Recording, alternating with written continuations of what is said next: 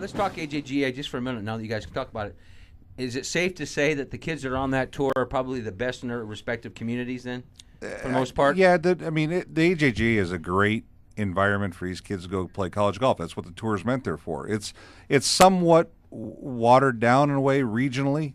Most of the kids that are playing here are from Illinois, from Iowa, from Ohio, close by the Midwest, because there's 3 other golf tournaments going on at the same time in all different parts of the country regionally. But all that's what Todd mentioned about the polo. What these kids are trying to get into is the ones that win. I mean, if you win an AJJ event, yeah, your phone's going to be ringing off the hook. You're going to get letters from everybody. This is like Nike basketball camps. A bit, yeah. I mean, you have one good week, and it can really set you up. You're in Vegas or Indianapolis, you have a good weekend high school Nike camp, your phone rings off the wall. You have a good week here, you're going to get noticed, but then you're going to get exemptions, like you mentioned, into the bigger tournaments, the polo and some other ones. And if you go play well there, then yeah, you're going to be set up wherever you want to go. But it's a great experience for the kids, and they do a good job, playing a great golf course, but giving back to the golf course too. Well, and this was always, a fun tournament to go to for you and I because it was close to home. Mm-hmm. So, and then we went together. The only problem is it's before July 1st, so you can't talk to players, you can't talk to parents. You can't talk to parents. You guys told me that. I thought that was bizarre. The NCAA rules are July 1st is when you can actually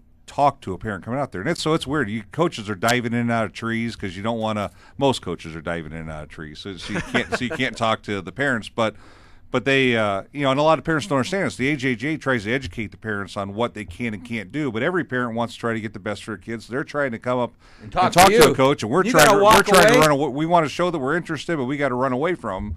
But it's for anybody in Iowa. And Iowa should be fortunate that the AJJ comes here because it's. There's not many tournaments, national tournaments, that come to the state of Iowa. And if you're a young man or woman trying to aspire to play college golf, this is a tournament you need to get over in the AJJ and go try to qualify for, go try to get in.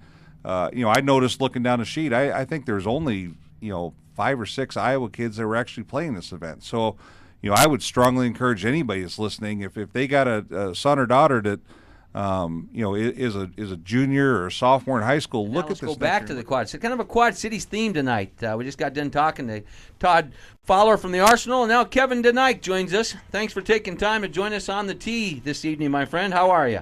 I'm doing fantastic. Yourself? Well, not too shabby. I got to hang around with Horty and Judd all the time. That's a little tough duty, but you know how that goes.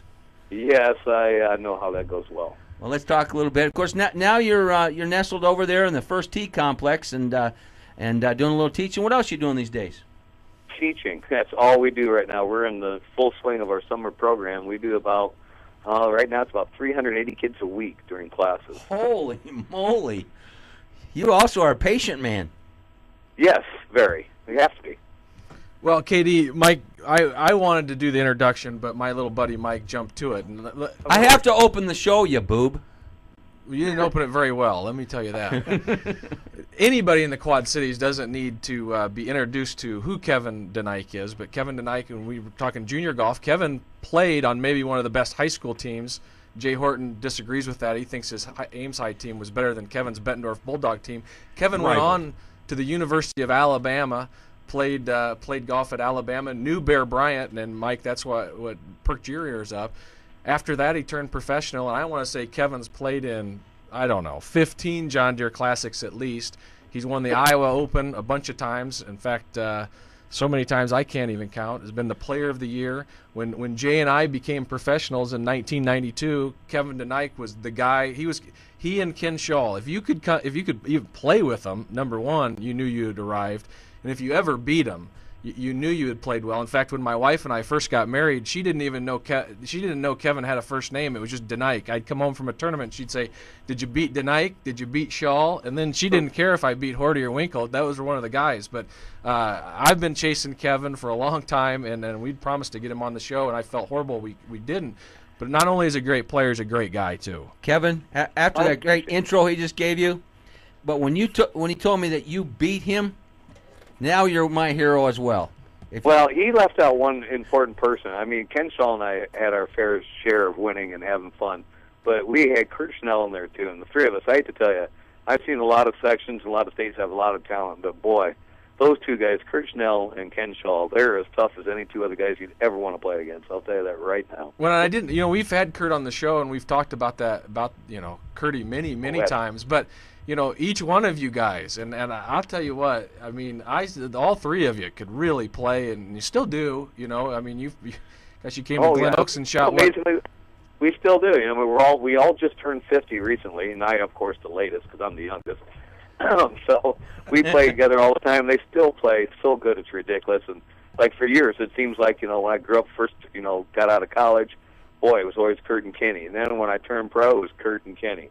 Then I turned pro and got older, and I finally got on to get to play in senior events. It's Kurt and Kenny again. I'm tired of the young guys beating me, but Kurt and Kenny, that's tough too. Well, Kenny had a nice 70 day one of the champions. Struggled a little bit down the road, but nice 70 to open up on Friday over at the Principal Charity Classic.